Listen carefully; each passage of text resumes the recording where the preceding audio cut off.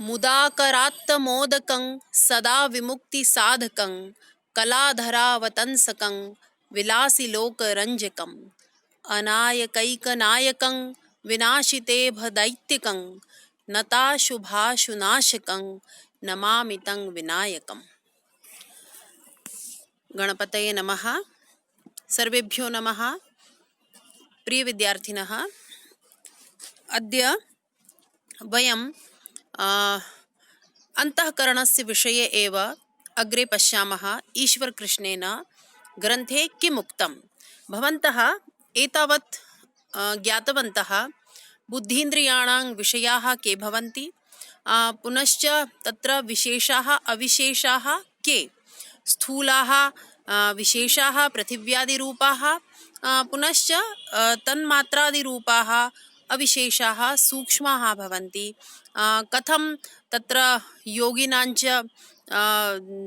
स्थूलं सूक्ष्मं उभयविध विषयाणां ज्ञानं भवति, तेषाम् इन्द्रियाणि तत्रापि समर्थानि भवन्ति, किन्तु सामान्यानाम् अस्मदादीनां मनुष्याणां येषां चित्ते वासनाः वर्तन्ते, तत्र मलानि तिष्ठन्ति, तत्र ईदृशं सूक्ष्मज्ञानं न भवति। एतत् सर्वं भवद्भिः यः ज्ञातम्। अद्य भवन्तः पश्यन्तु, अग्रे कारिकायां कथ्यते सान्तःकरणा बुद्धिः सर्वं विषयम् अवगाहते यस्मात् तस्मात् त्रिविधं करणं द्वाराणि शेषाणि इति।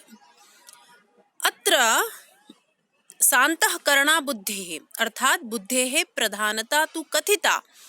सा बुद्धिः कथं सर्वं विषयम् अवगाहते, पुनश्च त्रिविध अंतःकरणानां द्वारि इति संज्ञा, पुनश्च अन्येषां बाह्यकरणानां दशविध इन्द्रियाणां पंचकर्मेन्द्रियाणां पंचज्ञानेन्द्रियाणां च का संज्ञा? तानि द्वाराणि इति। तर्हि अस्मिन् विषये पश्यन्तु किं वक्तुम् इच्छति आचार्यः। आदौ अन्वयं पश्यन्तु। यस्मात् कारणात् सान्तःकरणा बुद्धिः। सान्तःकरणा बुद्धिः नाम मनो अहंकाराभ्यां सहिता बुद्धिः। अत्र पश्यन्तु, मनो अहंकाराभ्यां सहिता बुद्धिः सर्वं विषयम् अवगाहते। सर्वं विषयम् अवगाहते नाम समस्त सांसारिक विषयं बुद्धिः एव जानाति। समस्त सांसारिक विषयं अध्यवस्यति, निश्चिनोति। कस्मिन् विषये कः निर्णयः, एतत् कार्यं बुद्ध्या एव संभवं भवति। अतः समस्त सांसारिक विषयं अवगाहते, अध्यवस्यति, निश्चिनोति सा बुद्धिः। सा कथं? मनो अहंकाराभ्यां सहिता। अतः उक्तं सान्तःकरणा बुद्धिः। अंतःकरणाः, अत्र अंतःकरणपदेन मनसः अहंकारश्च ग्रहणं कुर्मः। तर्हि सान्तःकरणा बुद्धिः सर्वं विषयं अवगाहते। तस्मात् कारणात् त्रिविधं करणं अर्थात् अंतःकरणम्। अस्मिन् विषये अस्माभिः बहुवारं पठितमस्ति, अतः भवन्तः जानन्ति। त्रिविधं करणं नाम समनो अहंकार बुद्धिः।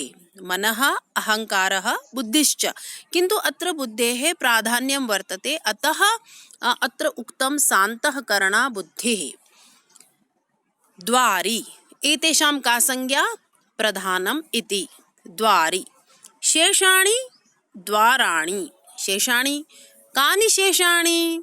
त्रयोदशकरणानि भवन्ति। तेषु त्रयोदशकरणेषु त्रयाणां तु ग्रहणं कृतं, तेषां विषये उक्तं। तानि त्रिविधकरणानि द्वारि इति प्रधानानि। अस्मिन् विषये चर्चा अभवत्। तर्हि शेषाणि कानि? शेषाणि करणानि अर्थात् बाह्येन्द्रियाणि, पंच ज्ञानेन्द्रियाणि, पंच कर्मेन्द्रियाणि च द्वाराणि भवन्ति, अर्थात् अप्रधानानि। व्यापारभूतानि तानि एव, उपकारकाणि तानि एव। यतोहि तानि यदि कार्यं न कुर्वन्ति तर्हि एतेषां कार्यं न सम्पद्यते। अतः तेषामपि महत्त्वं भवति किन्तु तानि कथम् अप्रधानानि। अर्थात अस्यां कारिकायां 13 करणेषु केषाञ्चित् गौणत्वं केषाञ्चित् प्रधानत्वं सहेतुकं कथितम्। एतावत् अवगतं। सान्तःकरण अत्र अन्तःकरणपदेन मनो अहङ्कारयोः एव ग्रहणम् एतत् भवद्भिः ज्ञातव्यम्। अत्र अन्तःकरणपदेन मनसः अहङ्कारश्च ग्रहणम्। यतोहि बुद्धेः बुद्धिपदस्य तु पृथक्तः एव अत्र उल्लेखः कृतः। अतः सान्तःकरण अर्थात् अन्तःकरणपदेन मनो अहङ्कारयोः ग्रहणं कृत्वा ताभ्यां सहिता बुद्धिः द्वारि, द्वारि अर्थात् प्रधानम्। कस्मात् तर्हि अत्र उत्तरं किं भवति? बाह्येन्द्रियैः उपस्थापितं सर्वमपि सांसारिकं विषयं समनो अहङ्कारा बुद्धिः निश्चिनोति। सर्वं विषयम् अवगाहते। ज्ञातम् इदानीं बाह्येन्द्रियाणि विषयान् उपस्थापयन्ति। तर्हि बाह्येन्द्रियैः उपस्थापितं सर्वमपि सांसारिकं विषयं समनो अहङ्कारा बुद्धिः निश्चिनोति, अध्यवस्यति, अवगाहते इति। निश्चयात्मको अयञ्च व्यापारः अन्तिमः व्यापारः। तदनन्तरं किमपि नास्ति। इमं कार्यं बुद्धिरेव सम्पादयति। ततः परं किमपि व्यापारान्तरं न हि भवति। अतः सर्वेषां व्यापाराणां परम्परया पर्यवसानं बुद्धौ एव भवति इति। मनो अहङ्कारो अपि बुद्धेः अपेक्षया अप्रधानौ एव भवतः।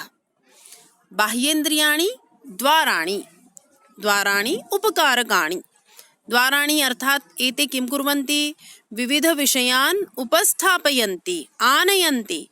सान्तःकरणा बुद्धिः तेषु विषयेषु निश्चिनोति, निर्णयं करोति इति अत्र ज्ञातव्यः भवद्भिः। तर्हि एतस्य अर्थः ज्ञातः स्यात्। हिंदी भाषायामपि सूचयामि। क्या यहाँ पर कहना चाहते हैं आचार्य ईश्वर कृष्ण कि जो बुद्धि है और 2 अंतःकरण और हैं, मन और अहंकार, ये वस्तुतः इन 13 करणों में प्रधान हैं। और उन मन, अहंकार और बुद्धि में भी यदि प्रथम स्थान पर कोई तत्व रहेगा तो वह है महत् तत्व, वह है बुद्धि तत्व। तो यहाँ पर अभी पहले इन तीनों अंतःकरण के विषय में चर्चा की गई है कि ये मन और अहंकार के साथ में बुद्धि क्या करती है? सर्वम विषयम अवगाहते, सारे विषयों का ज्ञान प्राप्त करती है, सभी विषयों को ग्रहण करती है। इसीलिए जो अंतःकरण है 3, इन्हें क्या कहा? द्वारी। द्वारी अर्थात ये प्रधान हैं। जैसे कोई घर होता है, घर में बहुत सारे द्वार होते हैं, खिड़कियां होती है, तो वे द्वार और खिड़कियां भी महत्वपूर्ण हैं, किंतु प्रधान क्या है? वह घर प्रधान है। और वे जो सारे द्वार हैं उनसे मनुष्य अंदर आते जाते हैं, सारे विषय अंदर आते हैं, किंतु प्रधानता किसकी है? उस घर की। उसी प्रकार यहाँ कहा कि ये तीनों अंतःकरण द्वारी हैं और शेष जो 10 इंद्रियां हैं ये अप्रधान हैं, द्वार हैं, गौण हैं, साधन हैं। तो शेषाणि द्वाराणि सन्ति। शेषाणि अर्थात शेषाणि 10 विध इंद्रियाणि बाह्यकरणानि 5 ज्ञानेन्द्रियाणि 5 कर्मेन्द्रियाणि च। ज्ञातम् इतोपि स्पष्टम् अभवत्। 13 इंद्रियों में जो प्रधान है वह बुद्धि है। बाह्य 10 ज्ञानेन्द्रियां और कर्मेंद्रियां 5 और 5 ज्ञानेन्द्रियां, ये दोनों मिल करके बाह्य जो 10 इंद्रियां होती है, बाह्य करण होते हैं, ये क्या करते हैं? संसार के सारे विषयों को निरीक्षण, परीक्षण, आलोचन इत्यादि करते हैं और उसके पश्चात उनका ग्रहण करके अंतःकरण को समर्पित करते हैं। और अंतःकरण त्रय में भी मन और अहंकार, संकल्प और अभिमानात्मक वृत्तियों को संपादित करके अंततः बुद्धि को ही अपना व्यापार प्रस्तुत करते हैं। इसके विषय में अगली कारिका में और भी बात स्पष्ट की गई है। और बुद्धि ही अंततः अपना निश्चयात्मक निर्णय करती है।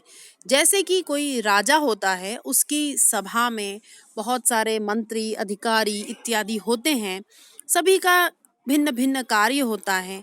वे सभी कार्य करके अंततः राजा को समर्पित करते हैं और वह जो उनका प्रधान होता है वही उसके विषय में निर्णय लेता है।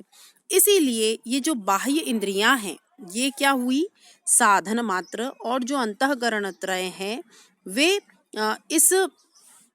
इन इंद्रियों में प्रधान है और उसमें भी बुद्धि जो है वह सर्वश्रेष्ठ या सर्वोत्कृष्ट स्थल पर विराजित होती है और वह इन अंतःकरणों में भी प्रधान स्थान को प्राप्त करती है। तो यह विषय आपको स्पष्ट हुआ होगा। अब आप एक चित्र के माध्यम से भी इस बात को समझ लीजिए।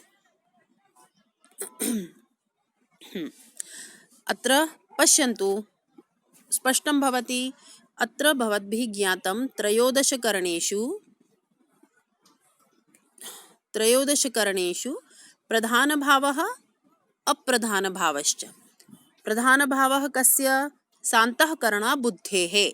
अत्रापि मया एतत् प्रदर्शितम् एतदर्थं यतोहि अग्रे अस्मिन् विषये एव अस्माभिः चर्चा करणीया वर्तते यत् अत्रापि त्रिषु अन्तःकरणेष्वपि बुद्धेः प्राधान्यं, मनः अहङ्कारश्च द्वितीयक्रमे भवतः, किन्तु बुद्धेः प्राधान्यं भवति। अतः सान्तःकरणा बुद्धेः प्रधानभावः इति अवगन्तव्यम्। अप्रधानभावः बाह्यकरणानां। बाह्यकरणेषु के भवन्ति? ज्ञानेन्द्रियाणि पंच कर्मेन्द्रियाणि च। प्रथमपङ्क्तौ एतदेव उक्तम् आचार्येण। कारिका भवद्भिः दृष्टा स्मृता वा। अत्र पश्यन्तु, द्वारि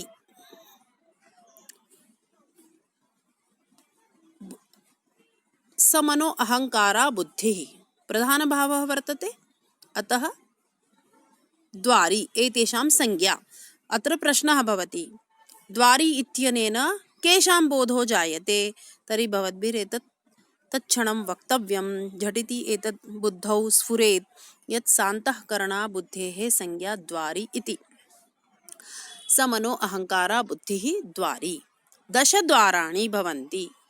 अत्र चित्रेण तु भवतां सम्यक्तया स्पष्टता स्यात् इति अहं चिन्तयामि। अस्मिन् भागे 5 ज्ञानेन्द्रियाणि, अत्र 5 कर्मेन्द्रियाणि च उक्तानि। तर्हि वाक्, पाणि, पादौ, पायुः, उपस्थः, चक्षुः, श्रोत्रं, त्वक्, रसना, घ्राणं च। एतानि सर्वाण्यपि 10 द्वाराणि भवन्ति। एतेषां माध्यमेनैव सर्वेपि सांसारिकविषयाः ज्ञाताः भवन्ति, किन्तु एतैः यत्किमपि ज्ञायते तत् अन्ततः तस्मिन् विषये निर्णयः बुद्धेः एव भवति। अतः 10 द्वाराणि अप्रधानानि भवन्ति, प्रधानत्वं तु सान्तःकरणा बुद्धेः एव भवति इति। तर्हि एतत् स्पष्टं स्यात् इति अहं चिन्तयामि। अग्रे पुनः कारिकायाम् आचार्यः कथयति यत् अत्र त्रिषु अपि बुद्धेः कथं प्राधान्यं भवति इति भवन्तः जानन्तु। तर्हि अहम् इदानीं अग्रे अन्यस्मिन् पाठे तस्मिन् विषये सूचयामि। धन्यवादाः।